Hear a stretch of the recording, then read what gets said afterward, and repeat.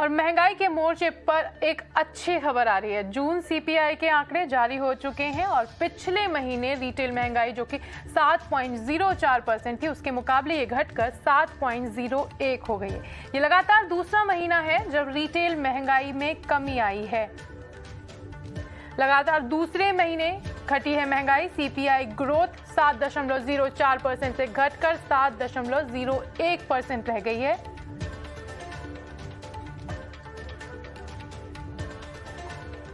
अगर देखा जाए तो आम आदमी के लिहाज से काफी राहत भरी खबर है। महंगाई से सभी जूझ रहे, सरकार लगातार कोशिशें कर रही थी, ताबड़तोड़ फैसले लिए जा रहे थे जिससे कि महंगाई को कंट्रोल किया जा सके और आखिरकार ऐसा लग रहा है कि सरकार के कदम और जो भी फैसले लिए जा रहे हैं, आरबीआई ने भी लगातार रेपो रेट में बढ़ोतरी की हुई है। मकसद सिर्फ और सिर्फ इन्फ्लेशन को कंट्रोल करना था, वहां पर सफलता मिलते दिख रही है। जून महीने के आंकड़े आ चुके हैं। सीपीआई घटकर 7.01% रह चुकी है, जो कि पहले 7.04% थी।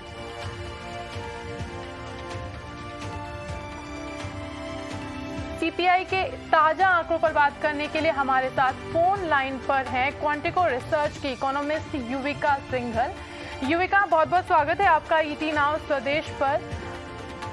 काफी अच्छी खबर है। अगर मैं कहूं कि 7.01%, जैसे कि उम्मीद थी, कहा जा रहा था कि 7% के आसपास रहेगी और पिछली बार के मुकाबले ये कम हुई है। भले ही 0.03% 0.0 की ही कमी है, लेकिन फिर भी एक अच्छी खबर मानी जाएगी। आप क्या कहेंगी? बिल्कुल, आई थिंक हमारे मुताबिक भी ये एक अच्छा नंबर आया है। एक तो सबसे बड़ी जो पॉजिटिव न्यूज है कि ये सीपीआई के आंकड़ों में कोई बढ़ोतरी नहीं हुई। तो चाहे जैसे आपने बोला जो डिक्लाइन है वो कम ही है, बट नेवरदलेस एक स्टेबिलिटी दिखी है बिटवीन द लास्ट 2 मंथ। आपके ऑडियंस को बताना चाहेंगे कि क्यों हमें ये थोड़े से फीलर्स थे कि क्यों इस महीने में पर्टिकुलरली इन्फ्लेशन का जो आंकड़ा है उसमें जो मोमेंटम था वो स्लो डाउन होता हुआ दिखेगा। एक तो गवर्नमेंट ने एक्साइज ड्यूटी कट किया था पेट्रोल और डीजल पे, ये इफेक्टिव था almost last week of May, तो इसका ज्यादा इम्पैक्ट जून सीपीआई आंकड़े में दिखा है। दूसरा ऑल्सो मई में हमने एक्सपोर्ट बैन ऑन व्हीट देखा था। गेहूं के प्राइसेस पे हमने गेहूं के प्राइसेस जब बढ़ रहे थे तो गवर्नमेंट ने काफी स्पीडी एक्शन लिया और उसमें उन्होंने एक्सपोर्ट बैन लगाया, जिसका प्रभाव भी हमें मार्केट प्राइसेस में दिखा, बोथ मई और जून के नंबर्स में। ऑल्सो जो ग्लोबल प्राइसेस स्पिल ओवर देखा जा रहा था इंडियन इकोनॉमी में, उसमें भी हमने देखा कि गोल्ड के जो प्राइसेस थे वो लगभग जून में उसी लेवल पे रहे जहां वो मई में थे। और एक आंकड़ा और जो पॉजिटिव होता है जनरली जून के महीने में, वो होता है हाउसिंग प्राइसेस। तो वहां पे एक सिक्लिकलिटी देखी जाती है जून और दिसंबर के महीनों में, जहां हाउसिंग प्राइसेस घटते हैं, और वो इस महीने भी देखा गया इस जून 2022 में। और इन 3-4 जो रीजंस मैंने इलैबोरेट किए, इनकी वजह से इस महीने हमें जो मोमेंटम था वो सीपीआई का घटता हुआ नजर आया। एक और इम्पोर्टेंट जो रीजन है वो ये है कि फूड प्राइसेस जो काफी तेजी स्पीड से बढ़ रहे थे, मार्च से जब हमने impact of Ukraine Russia crisis feel किया, इंडियन इकोनॉमी पे आना शुरू हुआ, मार्च अप्रैल में हमने काफी स्पाइक देखा फूड प्राइसेस में। And this was across wheat देखा जाए, शुगर प्राइसेस देखा जाए, तो काफी सीरियल्स जो मेन फूड आइटम्स होते हैं। ऑल्सो गर्मी के महीने शुरू हो गए, वेजिटेबल प्राइसेस जो पेरिशेबल्स हैं उनके भी प्राइसेस काफी तेजी स्पीड पे बढ़े। बट जून में विद ऑनसेट ऑफ मॉनसून थोड़ी एडवांसमेंट स्लो रही जून में, बट हमने फिर भी कई पार्ट्स में मॉनसून की प्रोग्रेस देखी, और उसकी वजह से कंबाइंड विद जो गवर्नमेंट ने एक्शन लिए, हमने फूड प्राइसेस मोमेंटम में भी हमने जून में थोड़ी सी इम्प्रूवमेंट देखी है, which I think is also another positive from CPI perspective. Yuvika, मुझे 2 चीजें आपसे जाननी है। पहली बात तो ये कि क्या हम मान लें कि इन्फ्लेशन का पीक हमने देख लिया, अब ये लगातार कम होगा, यानी कि मार्केट में अब हमें राहत की खबरें दिखाई पड़ेंगी? और दूसरी चीज, गवर्नमेंट ने एक्शन लिए, उसके साथ ही साथ इंटरनेशनल में भी काफ़ी सारी खबरें आई। कमोडिटी मार्केट में अगर देखा जाए तो काफ़ी सारे उतार चढ़ाव हुए, जिनका असर मैं कह सकती हूँ कि इस सीपीआई आंकड़े पर पड़ा है। आप किसको ज़्यादा कंट्रीब्यूशन मानेंगे, किसका ज़्यादा कंट्रीब्यूशन है इस महंगाई को कम करने में? इंटरनेशनल आंकड़ों का, इंटरनेशनल कमोडिटी प्राइसेस में जो कमी आई है वो, या गवर्नमेंट के जो ये फैसले लिए गए उनका? और दूसरी चीज़ कि इन्फ्लेशन, क्या हम पीक देख चुके हैं, अब इन्फ्लेशन लगातार कम होगा, महंगाई चली गई?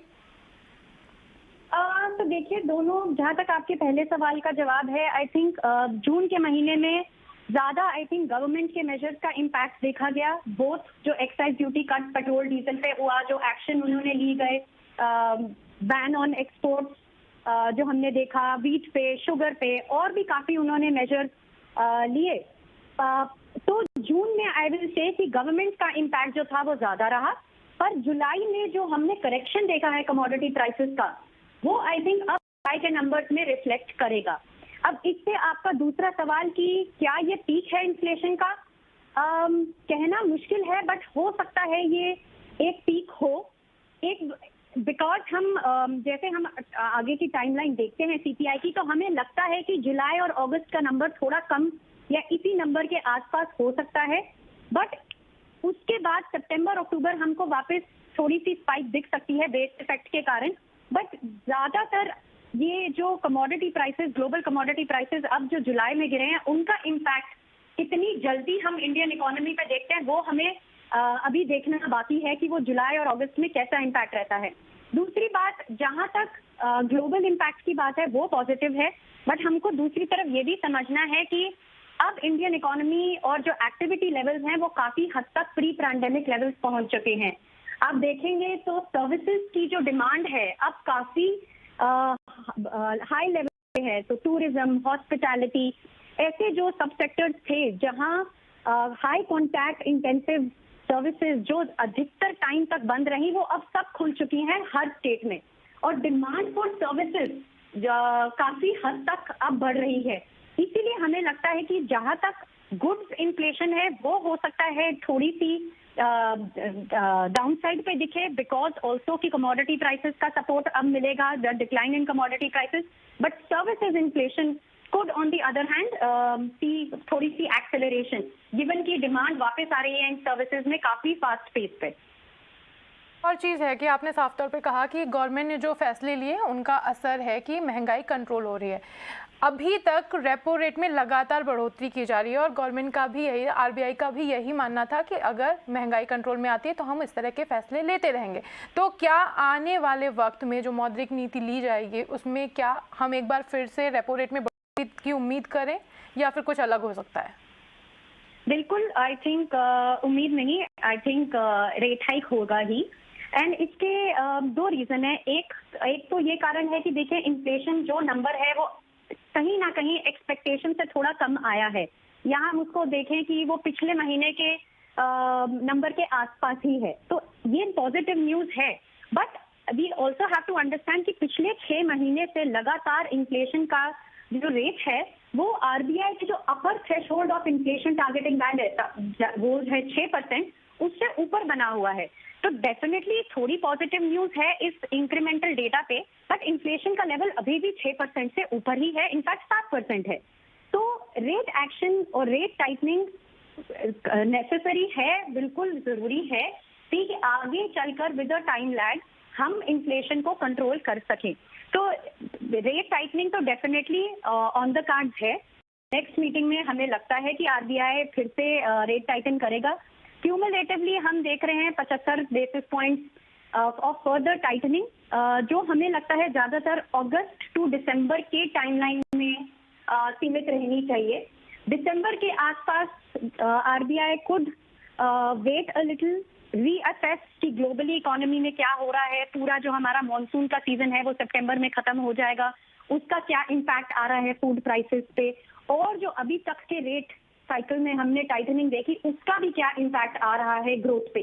तो हमें लगता है कि अगस्त टू दिसंबर के बीच में आरबीआई रेट टाइटनिंग करेगा। Maybe around December they will stop, wait and watch, reassess कि इम्पैक्ट क्या है अब इकोनॉमी में, रेट टाइटनिंग का ग्लोबली क्या सिचुएशन है, इंडियन इकोनॉमी कैसे विथस्टैंड कर रही है रेट टाइटनिंग साइकिल को, and then they might want to take a different trajectory or a different call for going into the next calendar year.